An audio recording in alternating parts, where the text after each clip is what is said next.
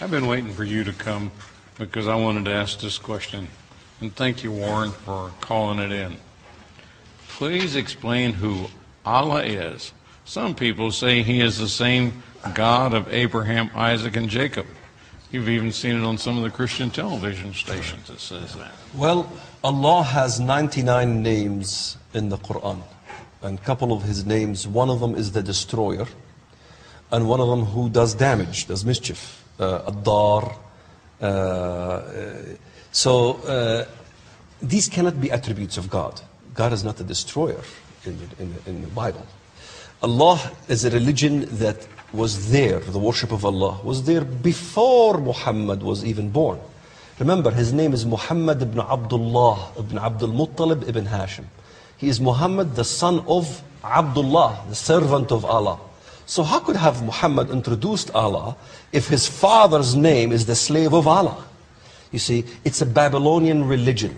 You have to understand, Nebuchadnezzar, his son Nabonidus came to Arabia. He came to Yathrib, since you mentioned Yathrib. He came to Yathribu. Look at the oracles of Nabonidus. And he established the worship of Marduk, which did not work. It was not palatable to the Arabs. So then he introduced the worship of the moon god, and that flourished in Arabia. That's why it's called the daughter of Babylon. That's why Arabia is a daughter of Babylon. So you had the introduction from Babylonian religion. It's a Babylonian religion. And if you look at like people in the Bible regarding the Antichrist, or regarding Gog, let's say. Gog is, we always ask, who is Gog? Gog is a reference to a real historical figure. His name was Gaigez, Gugu. He was from Lydia, which is Turkey. He worshipped the god Men, which is the moon god. So the establishment of the moon god came from the eons of time. And most Muslims don't know why the moon god is there. It's the crescent moon on all the flags, the minarets, and so forth. It's all over, the symbol of the crescent moon. Yes. Even if you look at the Hebrew word in Isaiah, where it talks about the 5 eyes, his name is, the word Lucifer, go to the Hebrew. It's Hilal ben Sahar, Hilal, the brightness. Hilal is also an Arab word, which means crescent moon, by the way. Really? So there's a connection there. There's a Babylonian connection of Islam. It's one of the many Babylonian religions. It is totally foreign to the Bible. This is why I was astonished when I started looking at the Bible. I says, there's 2 different gods. One God hates Jews, one God loves Jews. One God says, hey, we should not unite the world under one language. Babylon, from that moment on, God changed the language.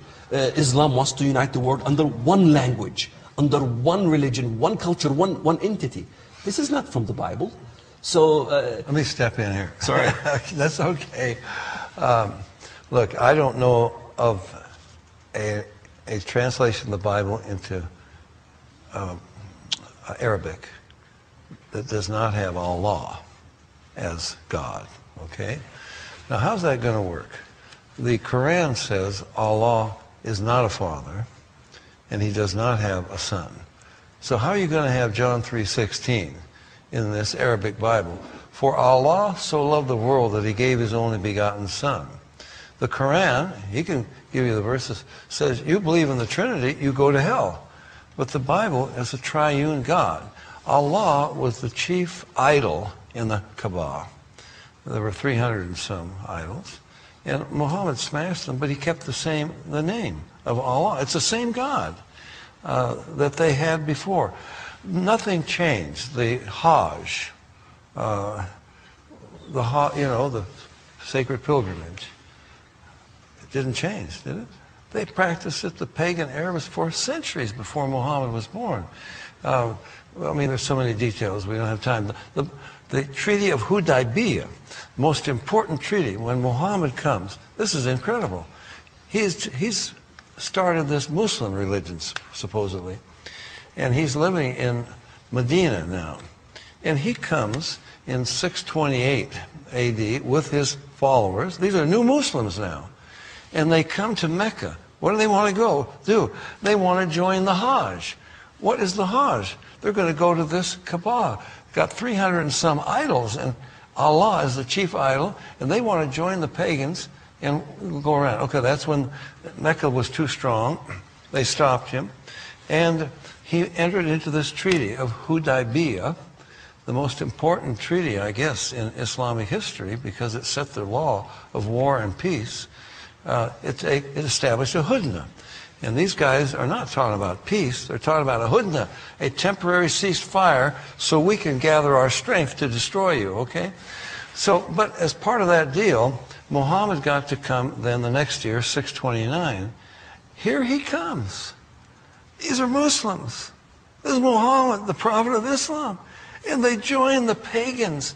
They go 7 times. Did you ever go on that pilgrimage? No. My father did. Yeah.